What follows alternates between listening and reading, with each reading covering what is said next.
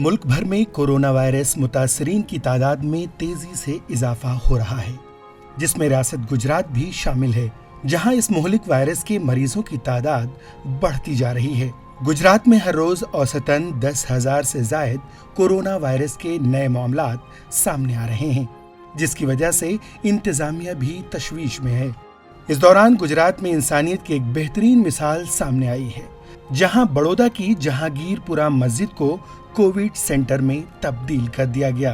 दरअसल गुजरात के शहर बड़ौदा में भी कोरोना वायरस तेजी से फैल रहा है और इसी वजह से तमाम हॉस्पिटल्स में मरीजों के लिए बेड्स की कमी महसूस हो रही है। ऐसे में बहुत सारे मजहबी मकामात इस मुश्किल घड़ी में लोगों की मदद के लिए आगे आ रहे हैं, जिसमें बड़ौदा की जहांगीरपुरा मस्जिद भी शामिल है और इस मस्जिद को कोविड सेंटर में तब्दील कर दिया गया और यहाँ कोरोना मरीजों के लिए ऑक्सीजन के साथ 50 बेड्स लगाए गए हैं। इस ताल्लुक से जहांगीरपुरा मस्जिद के मुंतजिम इरफान शेख ने कहा कि ऐसे वक्त में हुकूमत को निशाना बनाने के बजाय सबको मदद के लिए आगे आना चाहिए। इसीलिए हमने मस्जिद को कोविड सेंटर बना दिया। फिलहाल इस मस्जिद में ऑक्सीजन के साथ 50 बेड्स लगाए गए हैं।